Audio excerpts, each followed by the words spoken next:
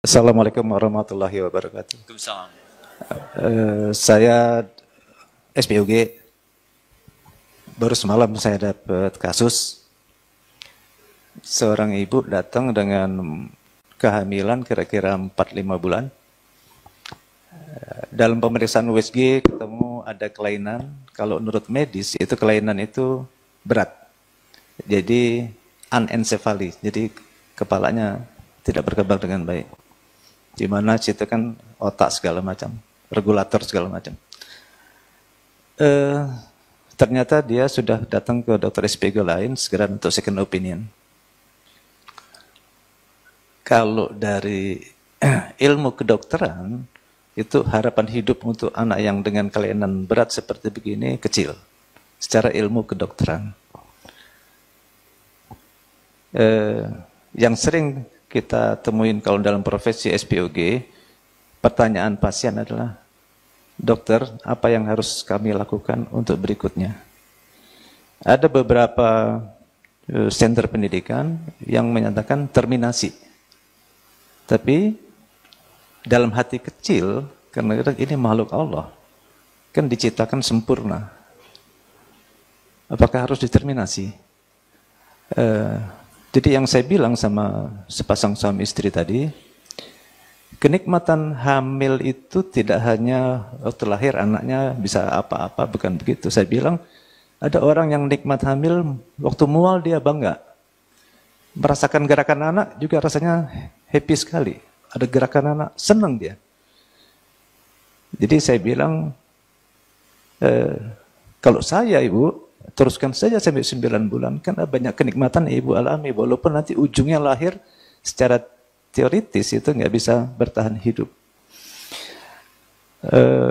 Mohon masukan dari Ustadz, apakah yang saya sampaikan itu salah, dan kemudian apa yang harus saya nasihatkan sama ibu tersebut yang kaitannya dengan Al-Quran.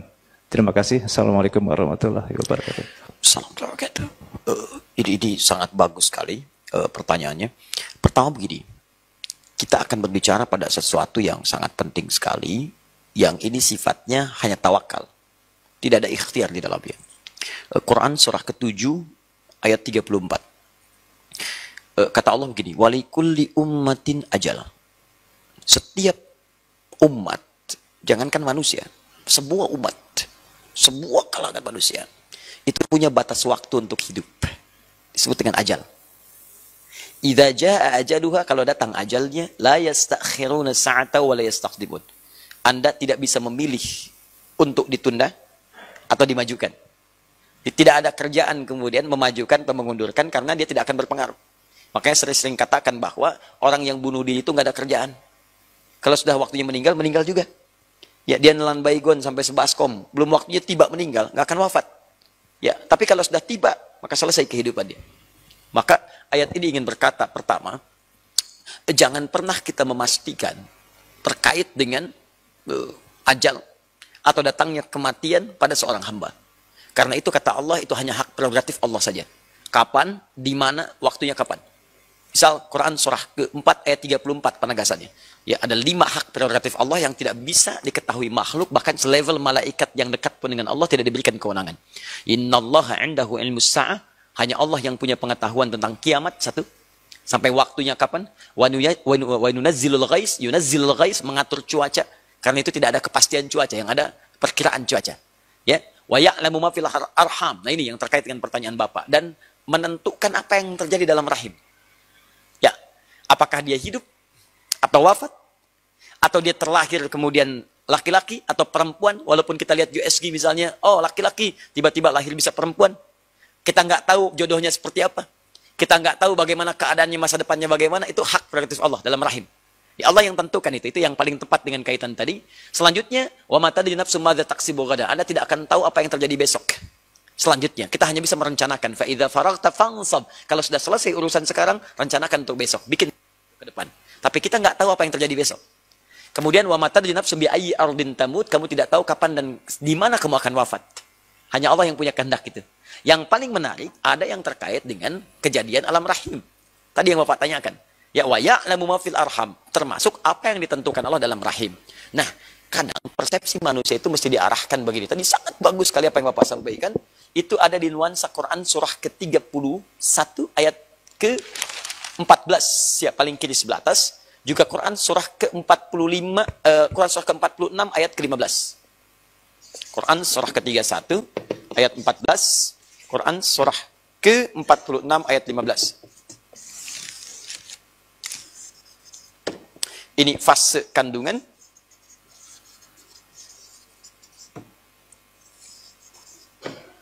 Prosesnya tadi yang Quran surah ke-22 ayat ke-5, termasuk di Quran surah ke-23 ayat 11 sampai 13 tadi. Saya mau fokuskan ke sini dulu.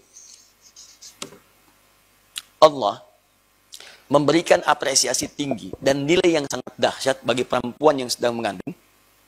Dan itu langsung dinilai sebagai perjuangan seorang ibu pada puncak jihad fisabilillahnya. Dia sedang berjihad. Ibu yang mengandung tuh nggak sembarangan, dia sedang berjihad. Bahkan ketika seorang anak pun sudah tumbuh, kata Allah kalau dia ada persoalan dengan orang tuanya, maka dia mesti ingat bagaimana ibunya berjuang ketika mengandungnya. Saking tingginya Allah mengapresiasi proses kehamilan itu. Kata Allah, wa wassaynal insana biwalidayhi, Quran surah ke-31 ayat 14. Ya, saya wasiatkan kepada setiap anak untuk berbakti kepada orang tuanya. Ketika bakti itu disebutkan, ibunya lebih duluan. Perhatikan kalimatnya. Hamalathu ummuhu wahnan ala wahdin. Kamu mesti ingat, ketika seorang ibu itu mengandung, dia berjuang dengan perjuangan yang sangat luar biasa. Tidak mudah dia berjuang dengan itu semua. Bahkan kemudian di Quran surah 46 ayat 15 disebutkan, hamalathu kurhan. Dalam keadaan yang sangat kadang-kadang tidak mudah. Ada rasa sakit, ada nggak enak, ada mual, ada macam-macam. Apresiasi pertama kata Allah, bagi seorang yang sedang mengandung, ketika merasakan semua proses itu, maka supaya meringankan proses yang dia lalui, rasa beratnya, rasa macam-macamnya, Allah berikan sebuah hadiah. Kata Allah, kamu sedang berjihad yang pahalanya luar biasa besarnya. Tuh, satu. Jihad itu kan kalau dikerjakan, maaf, kalau dia lulus, dia mujahid. Kalau wafat, dia syahid. Pahalanya langsung surga. Maka motivasi pertama para SPOG kepada perempuan yang sedang mengandung, ketika sampai dia datang, supaya memberikan ketenangan pada kandungannya, ketenangan pada jiwanya, sampaikan, Bu, selamat ya, ibu bukan sekedar mengandung, tapi sekarang ibu sedang berjihad, yang statusnya sangat luar biasa. Kalau ibu berjuang, ibu jadi mujahid, pahalanya luar biasa besar. Mana Pak? Sampaikan. Sebenarnya Bapak Ustadz apa dokter sih? Nih, misalnya, dorong. Ya, jadi ketika Anda sampaikan si ibu itu dengan status yang indah, Anda sedang berjuang, Anda sedang berjihad, Anda sedang macam-macam dan sebagainya, maka minimal akan memberikan ketenangan kepada jiwa. Yang kedua, ini yang paling penting, Bu, ibu itu diamanahi untuk mengandung, bukan untuk menentukan apakah bayi itu terlahir atau tidak. Untuk menentukan apakah bayi itu hidup atau tidak. Hidup atau wafat itu urusan Allah. Yang penting ibu nikmati kandungan ibu sekarang, ibu nikmati proses ibu sekarang sedang berjuang, dalam kehamilan ibu sekarang, adapun ketentuan hidup dan tidak, dokter pun tidak bisa menentukan. Itu urusan Allah Subhanahu wa Ta'ala. Bagian yang pertama. Jadi, motivasi Al-Quran kepada para SPOG muslim, dokter-dokter muslim dan sebagainya, adalah berikan dorongan, semangat, motivasi, supaya kehamilan itu dinikmati, seperti apa yang tadi Bapak sampaikan. Itu rangkuman paling indah dari keterangan ayat Quran yang disampaikan. Berikan motivasi dulu. Jangan arahkan kepada apakah hidup atau wafat. Itu kita bisa menganalisis saja. Mungkin acuannya kedokteran seperti itu. Tapi kan puncak wafatnya itu bukan urusan kita. Ya, puncak hidup dan wafat itu urusan Allah. Kita nggak punya kuasa di situ. Maka yang perlu dilakukan adalah ikhtiar. Dorong semaksimal mungkin, silakan. Kecuali kalau keadaan kandungan itu bisa membahayakan bagi, maaf, ibu yang mengandung. Ya, janinnya bermasalah misalnya. Ya, bermasalahnya luar biasa. Dan itu misalnya belum ada roh. Ya, belum ada rohnya. Kalau belum ada rohnya, itu bisa dilakukan tindakan. Dengan mengeluarkan misalnya, ya janin dimaksudkan, itu diperkenankan sepanjang itu diduga mengancam nyawa ibu yang mengandungnya. Atau yang kedua, banyak pilihannya. Ketika dalam kandungannya luar biasa dahsyat, kemudian terjadi misalnya pendarahan hebat, misal kasusnya, bisa mengancam kepada nyawa ibunya. Maka dalam fikih ada pilihan, apakah yang dipilih ibunya atau anaknya. Ya maka dalam fikih prioritas itu yang dipilih ibunya. Ibunya yang dipilih. Walaupun anaknya kemudian mesti keluar misalnya, dalam keadaan demikian, tiba pada ajalnya. Karena ajal itu bukan urusan kita. Kalau Allah berkehendak dia lahir dengan selamat, bahkan bisa terjadi anaknya selamat, ibunya meninggal. Bisa terjadi. Kita tidak bisa mengatur. Yang kita tentukan, lahir nih, ya ibu bisa wafat nih, atau anak selamat. Tapi ternyata kejadiannya terbalik. Anaknya wafat, ibunya selamat. Mungkin terjadi. Jadi yang pertama dilakukan adalah, tadi, motivasi keadaan ibu itu, supaya menikmati kandungannya dengan sifat yang tadi disebutkan. Yang kedua, para dokter tidak mengurangi ikhtiarnya untuk memberikan ikhtiar yang terbaik, menjaga nilai kandungan itu. Yang ketiga, ada amalan dalam Quran. untuk memberikan dorongan supaya janin itu berada dalam kondisi yang tetap mendapatkan perlindungan dari Allah Subhanahu wa taala. Apa amalan-amalannya? Ini yang mau saya turunkan. Satu, ini untuk menjaga janin dalam keadaan yang terbaik. Quran surah ke-7 ayat 189. Dua, spesifik. Amalan yang dikerjakan oleh Nabi Zakaria, jadi suaminya ikut mengamalkan, istrinya pun mengandung dan kandungannya dijaga oleh Allah. Quran surah ke-3 ayat 38 sampai 39. Sudah? Ini dari sebelum mengandung sampai kemudian mengandung lahir, detailnya ada di Quran surah ke-19 ayat 3 sampai 15. Ini yang divonis secara medis gak mungkin punya keturunan, dari mulai monofos sampai, mohon maaf Pak, monofos itu kan udah lewat kan masanya, udah sepuh, tiba-tiba mengandung. Bayangin nggak? Kan hukum dokter sekarang, kedokteran sekarang ini susah nih. Seorang tiba-tiba, jangankan monopos dah, orang yang masih ada haidnya saja, kemudian usianya sudah di atas 45 kan disebut kandungan beresiko kan? Ini resiko tinggi, bukan cuma beresiko, resiko tinggi. Yang paling menarik adalah, nih, bagaimana bisa seorang istri Nabi Zakaria yang divonis sudah sepuh, rambutnya sudah memutih, fisiknya sudah letih, tiba-tiba ngandung dan selamat lahir. Lahirnya itu luar biasa, anaknya hebat, dikandungnya bagus, begitu lahirnya taat, dekat dengan Allah dan sebagainya. Ini rahasianya, Quran surah 19 ayat 3 sampai 15. Amalkan amalan-amalan. Di sini ada doa, di sini ada amalan sholat, di sini ada doa. Doa yang di sini, ini khusus untuk kandungan-kandungan yang fasih di atas 4 bulan, Pak. Ya, atau di bawah 4 bulan cuman terasa sulit. Ya, ada suatu gejala, ada macam-macam dan sebagainya, maka minta kepada Allah supaya Allah memperbaiki keadaan itu. Ini doanya di sini. Ya, da'allahu rabbahuma la in ataitana sholiha lanakunanna minasyakirin. Solih, mintanya solih, ya Allah jadikan anak ini solih. Solih itu mencakup 4 kriteria. Yang pertama thayyib, kedua khair, ketiga ma'ruf, keempat ihsan. Thayyib itu fisiknya yang sehat dan kuat. Tadi sudah kita bahas. Khair itu fikirannya yang bagus. Jadi kalau seseorang itu sehat, kemudian fisiknya sehat, fikirannya bagus, maka pindah dari thayyib kepada khair. Kemudian kalau fikirannya bagus, sifatnya bagus, sikapnya bagus. Kan ada orang yang sifatnya bagus tapi nggak bisa keluar jadi sikap. Begitu jadi sikap disebut dengan ma'ruf namanya. Ma'ruf, jadi tindakan kebaikan-kebaikan. Nah, kalau ma'ruf ini dikerjakan karena Allah, kan ada orang berbuat baik bukan karena Allah. Saya nolong dia karena dia ngasih bayaran kepada saya. Saya perbaiki karena ingin dapat apresiasi. Kalau dikerjakan karena Allah disebut dengan ihsan. Ihsan. Saya menolong karena Allah, makan karena Allah, minum karena Allah, bikin karena Allah, itu ihsan namanya. Anta'budallaha ka'annaka tara fa illam takun tara yarak. Ya, engkau kerjakan segala hal karena ibadah karena Allah, seakan-akan Allah mengawasimu. Itu di hadis Muslim nomor hadis yang ke-8. Gabungan antara thayyib, khair, ma'ruf dengan ihsan disebut dengan solih namanya. 5, yang kelima, solih. Maka ketika Anda minta anak yang solih, Anda minta 4 hal. Fisiknya sehat, keadaannya baik, sifatnya mulia, sikapnya bagus, dan dekat dengan Allah. Dan cara minta pertama dalam fase kandungan ini.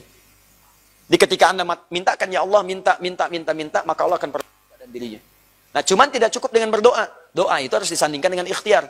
Jadi kalau Anda berdoa nggak ada ikhtiar, mustahil. Ya Allah lapar, ya Allah saya pengen makan. Apakah makanan turun dari langit? Tidak. Ya Allah saya pengen pintar, ya Allah tapi nggak pernah sekolah, mustahil. Ya Allah saya pengen jadi dokter, ya Allah tapi nggak pernah belajar kedokteran, mustahil.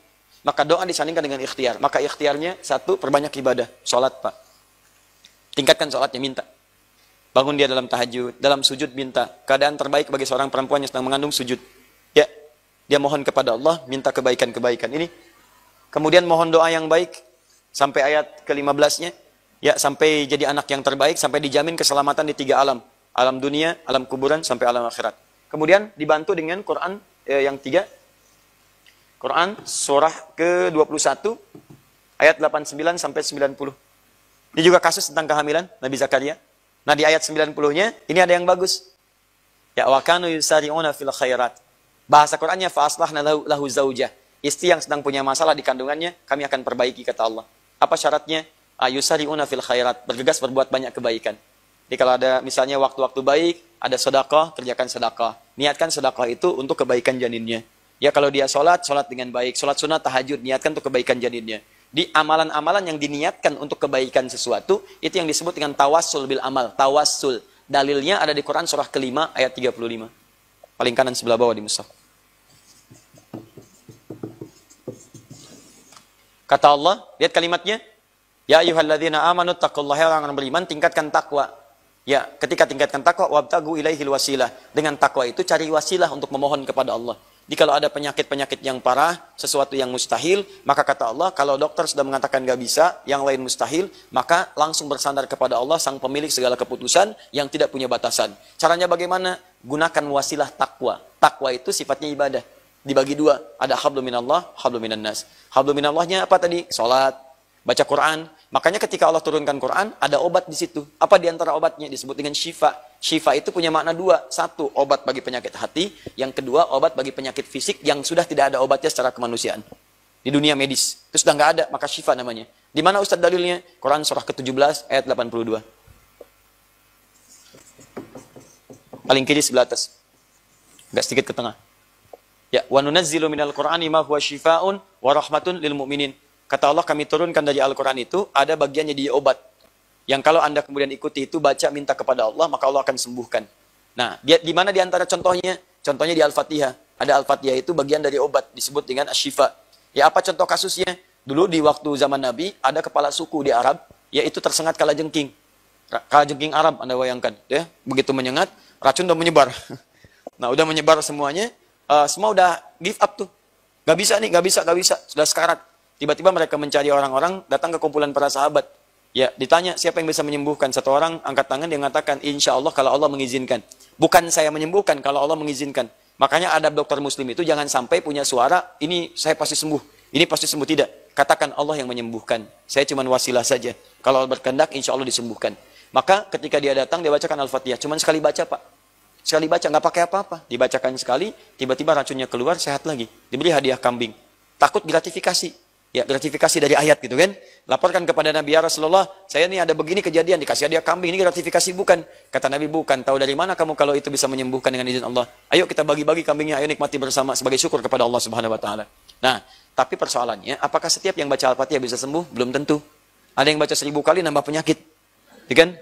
Nah, apa penyebab utamanya? Penyebabnya adalah bangun kedekatan dengan Allah bagi pasien yang dimaksudkan. Itu dulu. Kalau pasien sudah punya hubungan kuat dengan Allah, maka ketawakalannya akan memuncak dan dia sudah bukan tidak peduli, sudah akan menyerahkan sepenuhnya apa yang dikandungnya pada ketetapan Allah Subhanahu wa taala. Begitu muncul titik nol ini, disitulah kemudian rahmat Allah akan diturunkan.